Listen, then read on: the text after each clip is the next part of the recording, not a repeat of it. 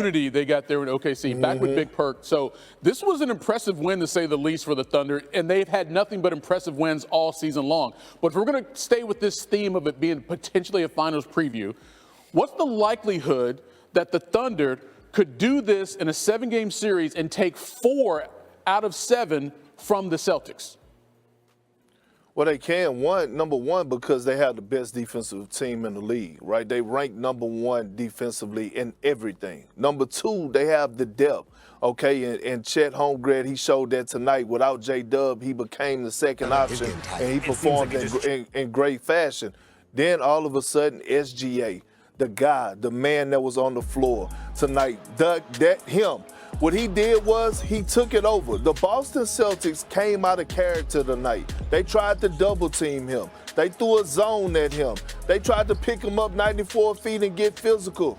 He didn't get phased at all and took control of this game and picked his spots, got to his spots, knocked down shots, made guys around him better. He was the best player on the floor tonight, despite Jason Tatum being the leading scorer, and he just did it in all great fashions. And I said this before the game.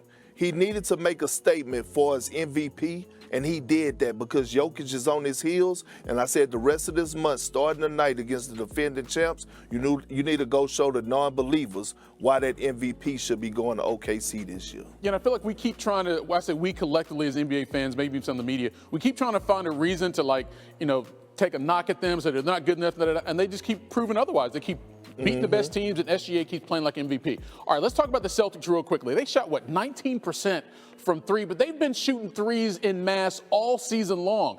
But having said that, once you see this performance, if you're Mazzulla, you're like, maybe we need to not shoot as many threes the way we've been doing it. Look, he's not going to change when it comes down to the Celtics shooting threes, but if I'm Joe Mazzulla, I'm like, damn, I miss Kristaps Porzingis, because Kristaps Porzingis bring that balance for them. But you saw the Celtics tonight.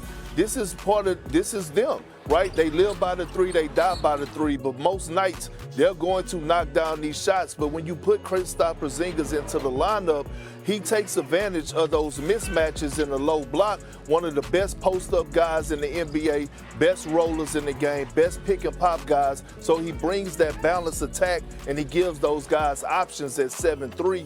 And so you think about it, he can shoot the 3 ball as well. But Joe Mazzulla ain't changing. He just need Kristaps Porzingis back. Yeah, he was out with an illness for this game, not considered to be serious. So just a matter of when he's able to get back in the lineup. Perk, as always, appreciate the time. And shout out to Kwame with those polka dots on your tie.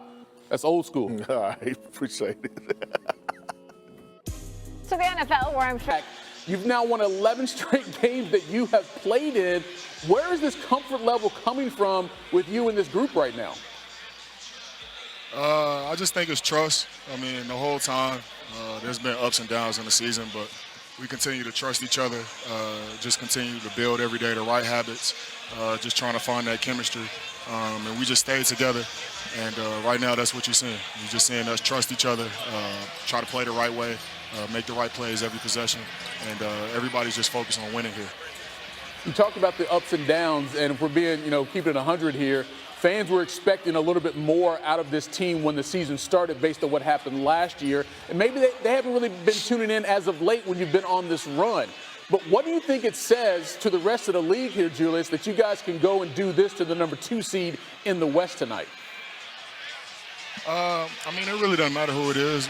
Number 2 seed, we can be playing, whoever it is. I think it's just about our approach every night. I mean, Coach says it before every game. Does this game matter more to us or them? And we're taking the approach that it matters more to us. And like we said, we know the team that we're capable of being. We've shown that through spurts in the season, and we're just trying to do it consistently now. Once again, big performances from both you and Anthony Edwards. As we get now to the later part of the season and heading toward the playoffs, how have you guys grown as a duo throughout this season?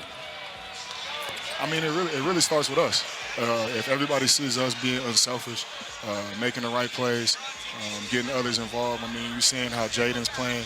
You see how Nas is playing. Rudy's come back playing well. Dante's playing amazing. Nikhil's had big moments.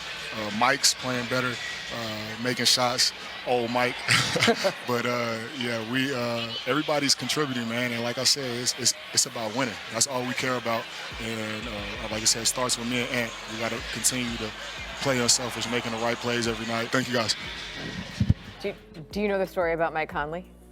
What story? Kendrick, when I was working in Indianapolis as a 20-year-old, Mike Conley was in high school. I covered Mike Conley when he was still in high school. Ooh. Which one of us is old now? Both of you. Kendrick Perkins is a national treasure. He's old too. He's old too, yeah. Look, the Wolves, they're rolling.